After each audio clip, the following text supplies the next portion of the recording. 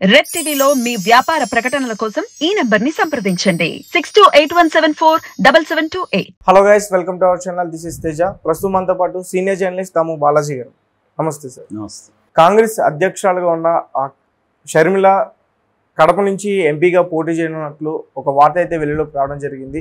అలాగే వైఎస్ఆర్సీపీ పార్టీ నుంచి ఎంపీ అభ్యర్థిగా అవినాష్ రెడ్డి ఉన్నారు. ఇప్పటికే అవినాష్ రెడ్డి చాలా వివేకానంద రెడ్డి హత్య కేసులో కొన్ని ఆరోపణలు అయితే ఎదుర్కొంటున్నారు. సో మరి షర్మిల అక్కడ గెలిచే అవకాశం ఉంటుందా?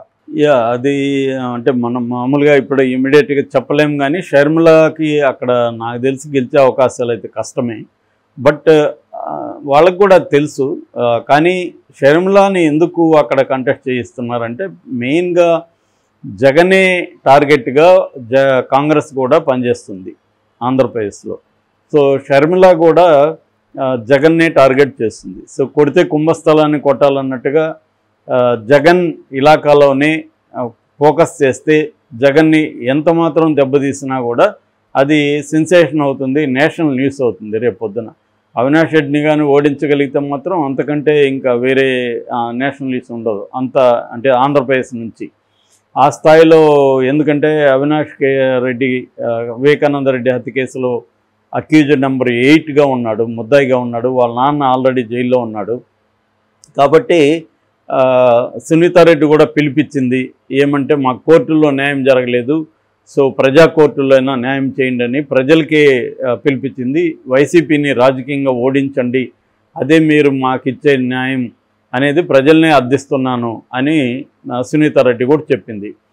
సో ఈ కాంటెక్స్ట్లో ఇప్పుడు ఇంకా అఫీషియల్గా అనౌన్స్ చేయలేదు, కానీ కాంగ్రెసే అధిష్టానమే ఆదేశించింది అని చెప్తున్నారు. నాకు తెలిసి అధిష్టానం ఆదేశించడం కంటే కూడా షర్మిలనే ప్రపోజల్ పెట్టుంటుంది. ఎందుకంటే ఆంధ్రప్రదేశ్లో కంప్లీట్ అధికారాలు, ఆ నిర్ణయాలు ఏమైనా షర్మిలకి ఇచ్చేశారు. ఎందుకంటే కాంగ్రెస్ అనేది అక్కడ ఆల్మోస్ట్ లేదు. అక్కడ లేనప్పుడు వాళ్ళు నిర్ణయాలు తీసుకుని చేసేదేమి ఉండదు.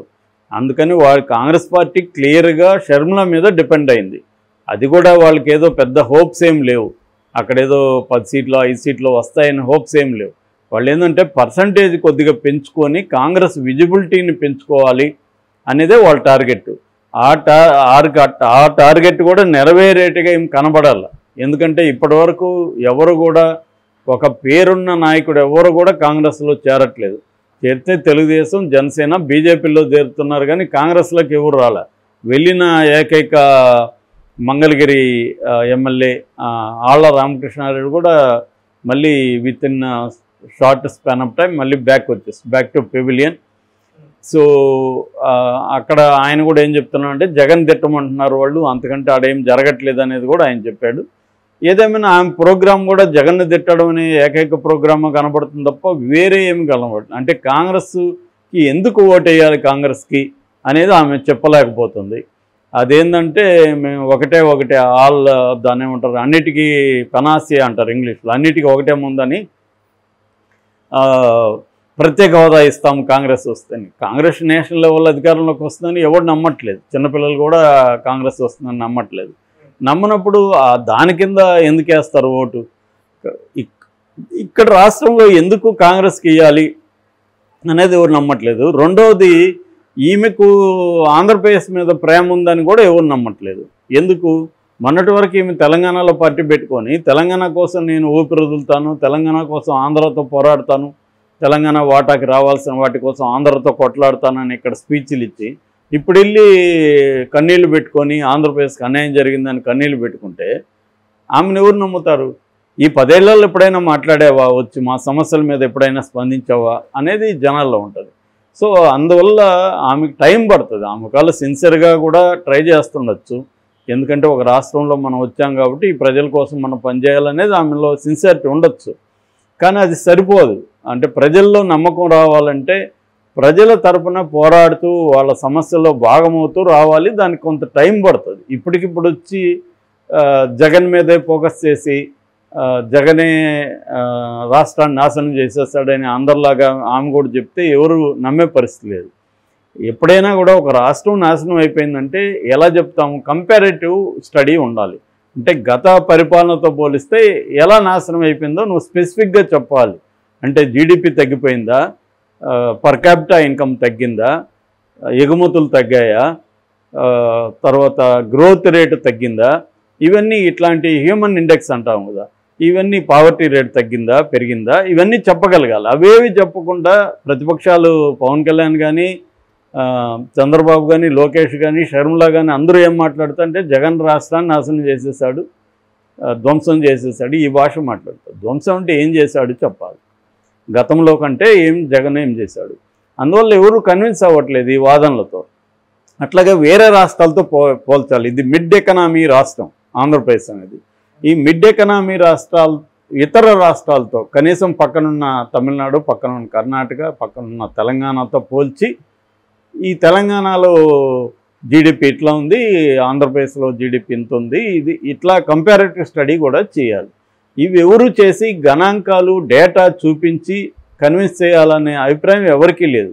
అంతా కూడా రెటారిక్గా మాట్లాడడం, ధ్వంసం చేసేసాడు, నాశనం చేసేసాడు జగన్, ఈ భాష మాట్లాడడం తప్ప ఇంకా వేరేదేం లేదు. సో ఇలాంటిది ఆమె కూడా అదే మాట్లాడుతుంది, సేమ్ భాష మాట్లాడుతుంది. ఇంకేమన్నా ఉంటే రాష్ట్రానికి రావాల్సింది బీజేపీ ఇవ్వలేదనేది మాట్లాడుతుంది. బీజేపీ ఇవ్వలేదనే దానికి అందరూ కారణమే. కాంగ్రెస్ ఏమన్నా పోరాడిందా, కాంగ్రెస్ ఏమన్నా ప్రత్యేక హోదా ఉద్యమాలు చేసిందా ఈ 10 ఏళ్లలో ఆంధ్రప్రదేశ్లో? ఏమీ లేదు. సరే, ఏమి లేకపోయినా కాంగ్రెస్ అక్కడ పోరాడి ఉండాలి కదా, పోరాడి జైలుకి పోయి లాఠీ దెబ్బలు తిని ఇవన్నీ చేస్తుంటే కాంగ్రెస్ కొంత వాల్యూ వచ్చేది. ఈమె వెళ్ళే వరకు అది నిద్రావస్థలో ఉంది, కోమాలో ఉంది కాంగ్రెస్ అక్కడ. మరి కాంగ్రెస్ పోరాడకుండా నువ్వేమో తెలంగాణలో కూర్చొని ఇప్పుడు వెళ్ళి నాకు రాష్ట్రం గురించి నేను తలుచుకుంటే నాకు కన్నీళ్ళు వస్తానని పెట్టుకోవడం, తర్వాత వైఎస్ఆర్ వారసురాలు వైఎస్ఆర్ వారసురాలు అయితే నువ్వు 10 ఏళ్ళుగా ఏం చేస్తున్నావమ్మా అని అడుగుతారు కదా జనం. సో ఆమెను అడుగుతూనే ఉన్నారు, ఓపెన్గానే పబ్లిక్గానే అడుగుతున్నారు. రెండోది జగన్కి నీకేమన్నా ఉంటే మీ ఇంట్లో చూసుకో, కోర్టులకు వెళ్ళు, కేసులు ఏమైనా పెట్టుకో, అవి చూసుకోగానే మమ్మల్ని ఎందుకు ఇన్వాల్వ్ చేస్తున్నావు అనేది కూడా అడుగుతున్నారు. అంటే జగన్ ఈమెకి అన్యాయం చేస్తుంటే ఆస్తులకు సంబంధించి కోర్టుకు వెళ్ళిందా, కేసులు పెట్టిందా, ఎవరైనా మధ్యవర్తులతో పంచాయతీ చేసిందా ఇప్పటి వరకు? ఇవేమీ చేయట్లేదు. ఇంకొకటి ఏంటంటే అన్నిటికంటే ఇంపార్టెంట్, విజయం ఇప్పటి వరకు వచ్చి నోరు విప్పట్లేదు, జగన్ వైపు ఇప్పట్లేదు, ఈమె వైపు ఇప్పట్లేదు. సో ఆ ఫ్యామిలీ కూడా రెండుగా చీలిపోయింది. సునీత అండ్ షర్మిల ఈ బ్యాచ్ ఒకవైపు, జగన్ భారతిరెడ్డి వాళ్ళ ఫ్యామిలీ ఒకవైపు. ఫర్ ఎగ్జాంపుల్ విమల రెడ్డి జగన్కి షర్మిలకి మేనత్త, వైఎస్ఆర్ వాళ్ళ చెల్లెలు, ఆమె జగన్తో ఉంది. అలాగా కొంత ఫ్యామిలీ అటు ఉంది, కొంత ఫ్యామిలీ ఇటు ఉంది. దానికి కారణం ఏంటంటే వైఎస్ఆర్ ఉన్నంత వరకు వివేకానంద రెడ్డికి ఇంపార్టెన్స్ ఇవ్వడం, ఇటువైపు బంధువులకు ఇంపార్టెన్స్ ఇవ్వడం చేశాడు. వైఎస్ఆర్ చనిపోయినాక భారతిరెడ్డి వైపు బంధువులకి జగన్ ఇంపార్టెన్స్ ఇస్తున్నాడు. సో అందులో తప్పులను మనం చెప్పలేము, ఎందుకంటే ఎవరైనా వాళ్ళ భార్య తరపున బంధువులు ఇంపార్టెన్స్ ఇస్తే తప్పేందని అడగచ్చు.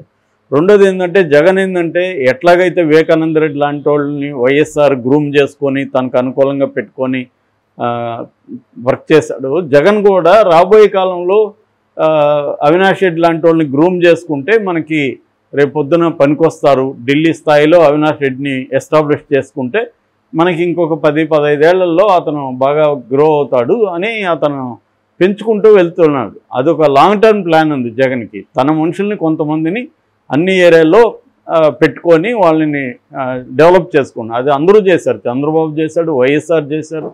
అది అందరూ ఎవరైనా దీర్ఘకాలికంగా మనం ఉండాలి రాజకీయాలు అనుకున్న వాళ్ళు అనేక వ్యవస్థల్లో తన మనుషులు ఉండాలి, అనేక చోట్ల తన మనుషులు ఉండాలి అనేది ప్లాన్ చేసుకుంటారు. అలాగే జగన్ చేసుకుంటున్నాడు. రాజకీయ నాయకులు మ్యాక్సిమం ఏం చేస్తారంటే వాళ్ళకి తనమని అని కాకుండా తన ప్రయోజనాలు ఇంపార్టెంట్, తన రాజకీయ ప్రయోజనాల కోసం ఎవరెవరు మనకి పనికొస్తారు, ఎవరి మీద డిపెండ్ అవ్వచ్చు అనేది వాళ్ళకి ఇంపార్టెంట్. వివేకానంద రెడ్డి మీద డిపెండబుల్ వ్యక్తి కాదు ఆయన జగన్కి. ఎందుకంటే ఆయన మినిస్ట్రీ ఇచ్చేసరికి వాళ్ళ అమ్మకి యాంటీగానే ఆయన నిలబడ్డాడుగా, విజయమ్మకి యాంటీగానే ఆయన పోటీ చేశాడు కదా. కాబట్టి ఆయన ఎలా నమ్ముతాడు జగన్? కంప్లీట్గా డిపెండబుల్ కాదు ఆయన. కాబట్టి అలాంటి రకరకాల రాజకీయాలు ఉన్నాయి, అవన్నీ జనాలు ఓన్ చేసుకుంటారా అనేది ఇప్పుడు డౌట్. ఈమె ఇష్యూల్ని అదేదో చలం రాస్తాడనమాట, శ్రీశ్రీ మహాప్రస్థానికి ప్రపంచం బాధ శ్రీశ్రీ బాధ, కృష్ణశాస్త్రి బాధ ప్రపంచం బాధ అని. అంటే ఎవరిదైనా ప్రపంచం బాధని నువ్వు ఓన్ చేసుకోవాలి తప్ప నీ బాధని ప్రపంచానికి అంటగడతానంటే ఎలాగా? సో అట్లా షర్మిల బాధని, షర్మిల కుటుంబంలో ఉండే సమస్యల్ని మీ సమస్యలుగా ట్రీట్ చేసి నన్ను గెలిపించండి అంటే ఎలాగవుతుంది? సో కాబట్టి అది జరగని పని. బట్ కొంతవరకైనా మెజారిటీ తగ్గించి టఫ్ ఫైట్ అన్నది ఒకటి క్రియేట్ చేయొచ్చు. రెండోది రాష్ట్ర వ్యాప్తంగా కొంత నెరేటివ్ని తీసుకెళ్ళచ్చు అనేది మెయిన్. దీనికి చంద్రబాబు కూడా సపోర్ట్ చేస్తున్నాడు. అక్కడ బీటెక్ రవి కూడా సునీత కానీ వీళ్ళు ఎవరు నిలబడితే మేము సపోర్ట్ చేస్తామని చెప్తున్నారు. ఆ రకంగా జగన్ దెబ్బతీయడానికి చంద్రబాబు కూడా షర్మిలకి హెల్ప్ చేసే అవకాశం ఉంది. కాకపోతే మోడీ వచ్చి మొన్న కంప్లీట్గా షాక్ ఇచ్చిపోయాడు. షర్మిల జగన్ ఒకటే అనేసిపోయాడు ఆయన. సో అది బాగా ప్రచారం చేస్తున్నారు. మరి ఏం జరుగుతుందని చూడాలి. Okay sir, thank you so much.